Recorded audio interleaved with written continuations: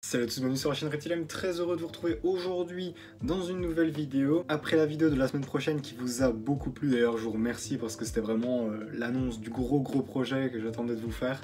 Et elle a eu de très bons retours, donc merci à tous, merci vraiment. Cette semaine vidéo du coup plus tranquille, plus petite, la dernière vidéo était assez longue donc ici on va faire un petit peu plus court.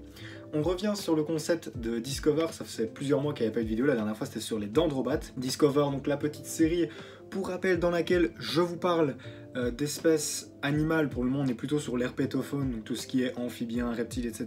Mais effectivement donc dans laquelle je vous parle d'une espèce animale qui a une faculté biologique ou une spécificité qui la rend assez exceptionnelle. Et aujourd'hui pour cette vidéo j'ai décidé de reparler et de refaire la vidéo en fait sur une espèce dont j'avais déjà parlé au tout début de la chaîne, mais c'était pas pareil, voilà, hein, on était moins nombreux sur la chaîne, j'étais moins à l'aise devant la caméra, donc je me suis dit que ce serait sympa de vous refaire cette vidéo. On va parler aujourd'hui du Cincus cincus, aussi appelé le poisson des sables. Le Cincus cincus est donc, comme vous l'aurez compris, un lézard, même si son nom ne l'indique pas.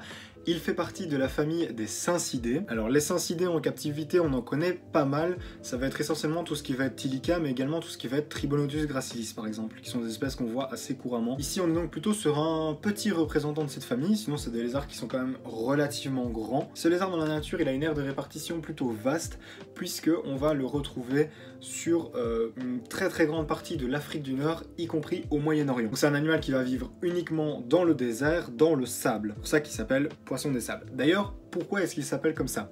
Tout simplement parce que c'est lié à sa faculté, évidemment, biologique, c'est le fait qu'il est capable de nager dans le sable comme un poisson nagerait dans l'eau. C'est-à-dire qu'il est capable de se déplacer dans le sable avec une aisance qui est assez unique. On voit très peu d'espèces capables de se déplacer si facilement et si rapidement dans le sable. Et évidemment, cette faculté, elle est due à une adaptation de l'animal par rapport à son biome. Hein. Ici, on est vraiment sur un animal qui vit dans, comme je le disais, dans le désert. Donc vraiment, il y a du sable à perte de vue, des dunes partout.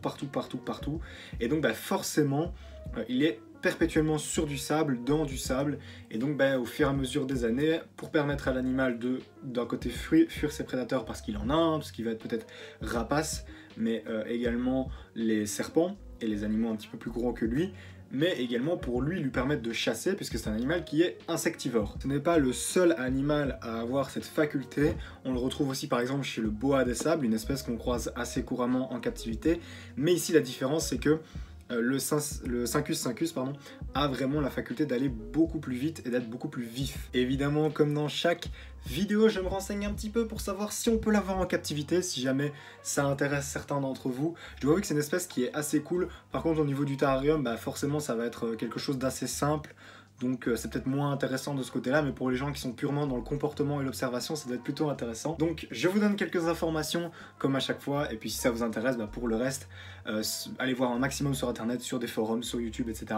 Pour avoir plus d'informations. Moi je ne maintiens pas l'espèce personnellement en captivité, donc de toute façon je ne saurais que vous donner des informations que j'ai trouvées sur internet.